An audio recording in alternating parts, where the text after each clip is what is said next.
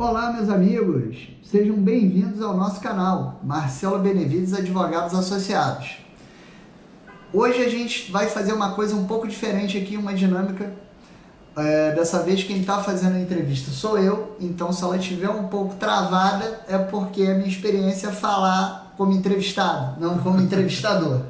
Desde já eu vou pedir que vocês curtam esse vídeo, se inscrevam aqui no nosso canal para que vocês possam receber todas as nossas atualizações. Hoje eu estou aqui com o meu sócio e amigo Marcelo, essa figura já conhecida de todos nós, e eu estou aqui como entrevistador porque ele vai falar de um tema que não é a minha área, não é a minha especialidade, mas é de grande conhecimento dele. E aí, Marcelo, seja bem-vindo. Obrigado, doutor. Na verdade é um bate-papo, né? A gente vai bater um papo aqui, falar um pouquinho sobre cobrança, né? O papel, né, do advogado e tal. Mas é basicamente isso, né, doutor? Isso. Então vamos lá. Primeira dúvida que eu acho que as pessoas devem ter. Sim. Qual a importância do advogado nessa cobrança? Qual é o grande reflexo disso aí para as empresas? Sim. Então, eu acho que a cobrança empresarial, né, eu acho que existem muitos fatores, a gente tem até alguns outros vídeos falando sobre isso. Vou deixar aqui, enquanto a gente estiver falando, vou colocar esses vídeos na edição para que quem nos acompanha possa ver como é o plano de ação para cobrança, como cobrar o devedor e algumas outras coisas nesse sentido.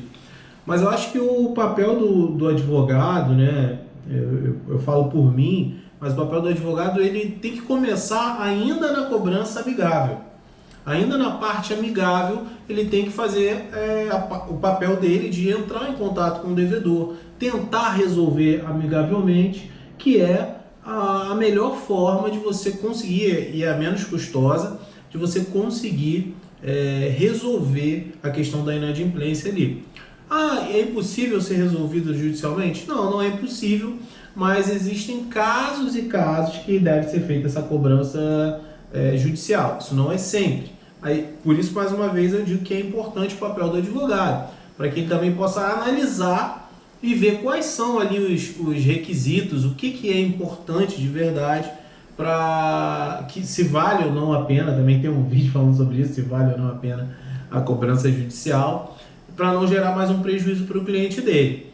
E lembrando sempre o seguinte também, eu acho que a gente tem que respeitar muito quem trabalha dentro das empresas, nessa parte de cobrança, e eu sempre digo isso também, primeiro faz a cobrança interna, tenta recuperar com o cliente, não conseguiu, é o momento de chegar para o jurídico e o jurídico assumir ele dali para frente para poder resolver a questão. Certo. E, bom, colocando nesse ponto que o senhor acabou de tocar, o tempo, né? Esse time aí, quando você tira da empresa, passa para um advogado, qual seria isso? Isso é importante? Se influi?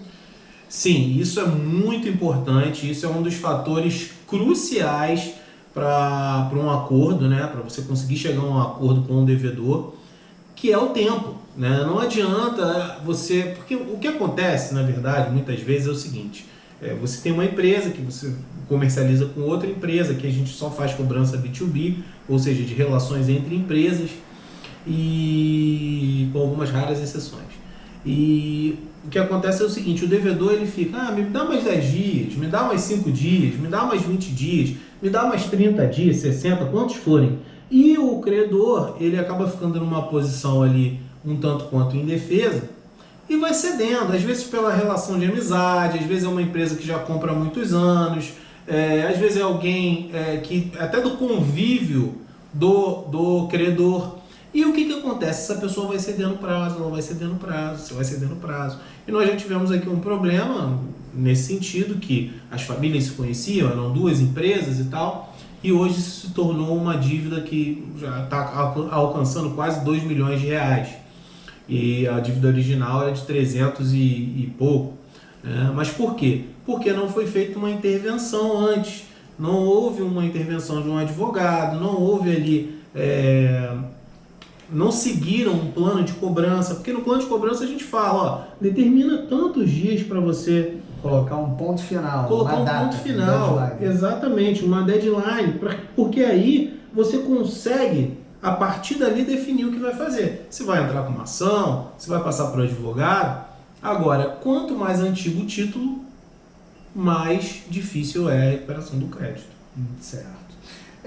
E outra coisa, Marcelo, tem muitos clientes aqui, eu acompanho, né, as tratativas aqui que vocês fazem, embora não seja a minha matéria, Sim. que ficam preocupados com essa questão de eu não vou fazer a cobrança, eu não vou executar esse cliente, porque ele é um cliente bom, porque ele compra muito, ele é um cliente antigo. O que você poderia dizer aí para essas pessoas que estão assistindo o vídeo? Essa cobrança, ela vai diminuir a renda da empresa, ela vai diminuir o prejuízo da empresa? Qual é o lado positivo disso, negativo? Sim. Uma coisa que eu sempre falo aqui para os nossos clientes, e isso vale para todos, tá? Até para você que está nos assistindo agora, que é a seguinte: em primeiro lugar, você tem que avaliar a capacidade de pagamento daquele devedor, né? Tirando aí a parte emocional, né? A cobrança, ela tem que ser objetiva, fria, né? Mas como você falou, eu tenho uma relação de muitos anos, mas é uma relação comercial. Você não pode ficar preso ao que passou naquilo. Eu falo aqui pela gente. A gente tem alguns clientes aqui que já estão conosco há alguns anos. Mas a partir do momento que esse cliente ele passa a descumprir um contrato comigo, obviamente eu vou acioná-lo através dos meios legais para poder receber aquilo que a mim, ao escritório, é de direito. Então, da mesmíssima forma, isso deve ocorrer nas relações entre as empresas. Eu costumo dizer aqui, teve um cliente até que me chamou de radical uma vez, mas a minha radicalidade acabou meio que salvando a empresa dele na época, porque era um valor muito alto e nós conseguimos receber, e foi o que eu falei para ele, e eu vou repetir. Cliente bom, um cliente realmente que é um cliente, ele pode ter sido um cliente bom no passado, mas um cliente bom, ele não fica com uma inadimplência de milhares e milhares de reais com você, pedindo prazo a cada mês, essa dívida só crescendo. Isso não é um cliente bom.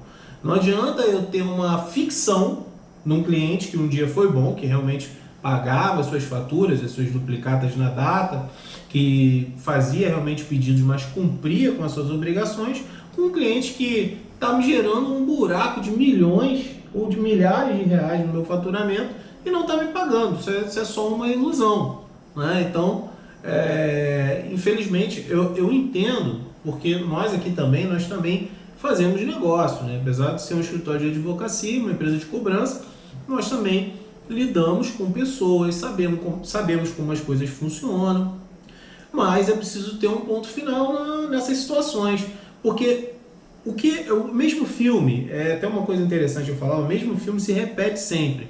Muitas vezes o devedor está querendo um tempo para poder se desfazer de bens, ou para poder esvaziar as contas. Fraudar a execução. Fraudar a execução, exatamente, fraudar a execução. Tem até um projeto de lei que ele tá no Senado, agora eu não me lembro, mas eu vou até depois escrever uma matéria sobre isso e vou colocar aqui no link desse vídeo, que é justamente para você fazer a penhora dos bens do devedor no momento que você dá a entrada na ação e você bloqueia aqueles bens. Uma penhora cautelar. Uma penhora cautelar. Por quê? Porque aí você está garantindo ali a execução. Ele não desfaça patrimônio. Exatamente, porque o que acontece muitas vezes é justamente essa fraude. A gente dá a entrada na ação, porque leva um tempo para você localizar o devedor. Isso é uma outra coisa também, que há um projeto para modificar, porque às vezes você demora 1 ano, 2 anos para você localizar esse devedor, porque ele vive se escondendo, ele não tem endereço fixo, ele nunca está no local de trabalho. Pratica uma ocultação proposital para dificultar o processo. Para dificultar o processo e o pagamento. Então, vou até falar sobre essas alterações também, vou deixar o link aqui depois para vocês lerem, que isso vai ser muito bom para quem é credor, né? Com a mudança do CPC, já tiveram alguns avanços em relação a execução, a ação de execução de título extrajudicial. Mas eu acho que tem muitas coisas ainda que podem ser melhoradas, né? Ah, mas que avanço? Olha, alguns juízes têm entendido ser possível o bloqueio da CNH,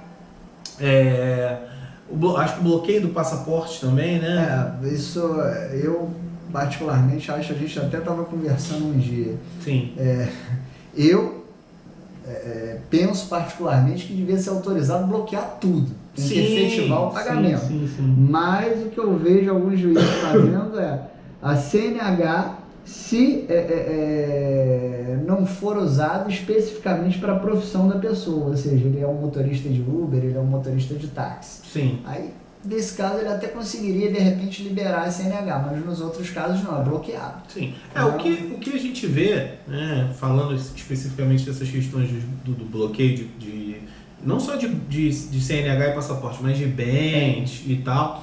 O que a gente vê é que a gente tem uma conduta do judiciário e do próprio legislativo de extrema proteção ao devedor, né? É difícil você ter uma celeridade para que você venha poder recuperar aquele crédito de uma forma mais efetiva e rápida, né? Então essas modificações e tal, elas são justamente para poder dar maior efetividade às ações de cobrança judiciais. E aí você vai me perguntar, nossa, você está pintando um filme de terror para mim da ação judicial. Não. Qual é a chance que você tem? Se você já fez a cobrança na tua empresa, você já passou para um advogado, uma assessoria de cobrança, e até então você não teve êxito, a única chance que você vai ter é com uma ação judicial. Por quê? Porque, infelizmente, muitos devedores, eles só pagam quando recebem uma intimação, né? Hoje mesmo nós tivemos a ligação aqui de um devedor que recebeu a intimação, um débito de 2016, ele só conseguimos citá-lo agora, né? É um processo até, não é daqui do Rio de Janeiro, é da Bahia, se eu não me engano, onde realmente lá é um pouco mais moroso que aqui no Sudeste, né? Os processos de São Paulo e do Rio, e ela quer fazer um acordo, a empresa quer fazer um acordo. Então alguns clientes, eles só vão pagar assim. Mas para qual motivo eu vou entrar com uma ação judicial?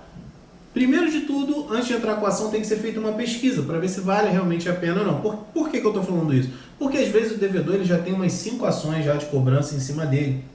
E essas 5 ações, ele está só se ocultando, está fugindo. Agora, se nessas 5 ações ele fez acordo, vale a pena então ingressar com uma ação contra ele. Demonstra que ele é aquele tipo de devedor que ele só dá preferência a quem processa ele. Sim, exatamente.